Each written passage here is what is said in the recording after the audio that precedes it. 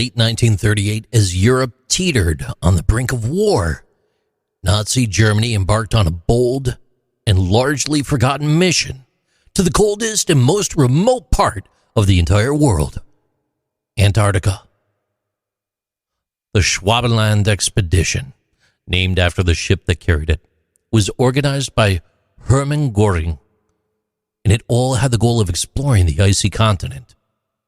While the mission is often overshadowed by the events leading up to World War II, it highlights Germany's broad geopolitical ambitions driven by the ideology of living space and the quest for economic self-sufficiency. At the heart of the expedition was a practical goal: to secure whale oil for Germany's growing industrial needs. Whale oil was a vital commodity. It was used in the production of margarine, soup, and other essential products. Nazi Germany, with its policy of autarky, aimed to minimize its reliance on foreign imports. Whaling in the Antarctic offered a way to achieve this. The vast whale populations in the Southern Ocean promised a rich source of oil, and Germany sought to exploit these resources to fuel its industrial economy. The expedition focused on Queen Maud Land, a part of Antarctica previously claimed by Norway. By establishing its presence in the region, Germany hoped to challenge Norwegian territorial claims and open up the area to German whaling operations. The Germans symbolically claimed the territory by dropping metal swastika markers from their planes, officially designating the region as New Schwabenland. This claim, while never formally recognized, was part of Germany's broader strategy to secure vital resources and assert its global influence. While the economic motivation was clear, the expedition also reflected Nazi Germany's broader perspective and ambitions for territorial expansion. Lebensraum, the idea of acquiring new territories for German settlement and resource extraction, was a key part of Hitler's vision.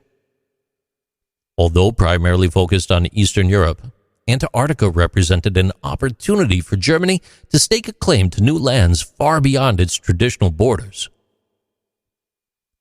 The use of Dornier Wall flying boats allowed the Germans to survey large areas of previously unexplored Antarctic territory. Over the course of the expedition, they mapped approximately 600,000 square kilometers, or 230,000 square miles of land, much of it previously uncharted. By marking the region with swastika flags, the expedition made a symbolic claim of sovereignty over the area.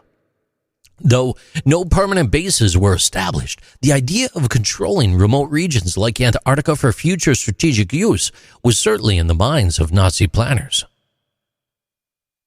In addition to its economic and territorial goals, the Schwabenland Expedition had a significant scientific component as well. Nazi Germany was keen to demonstrate its technological and scientific prowess. Antarctica offered a unique opportunity for them to do it. The expedition collected valuable data on the geography, climate, and wildlife of Antarctica. It did ultimately contribute to the broader scientific understanding of the region. And then there's the aerial surveys. The aerial surveys conducted by the expedition were cutting edge for their time.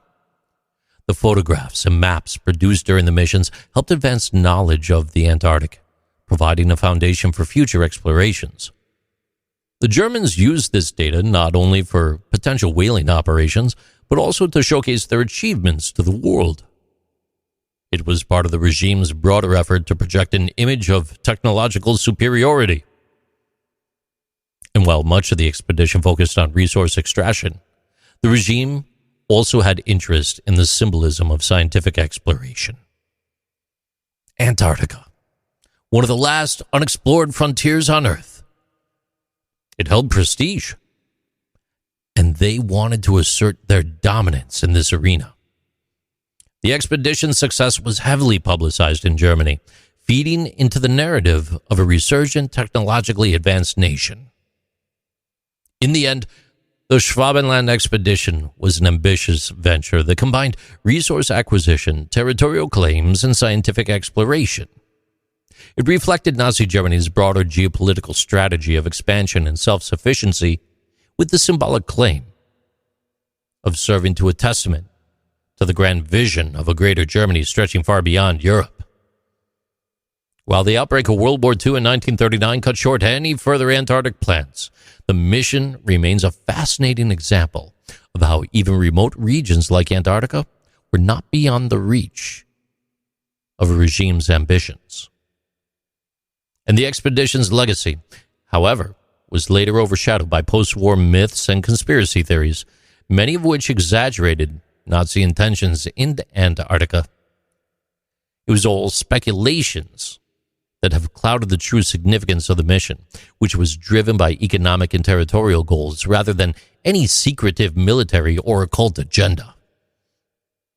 In reality, the Schwabenland Expedition was a reflection of the practical yet ambitious aims of Nazi Germany in its quest for global influence. These are Interesting Things with JC.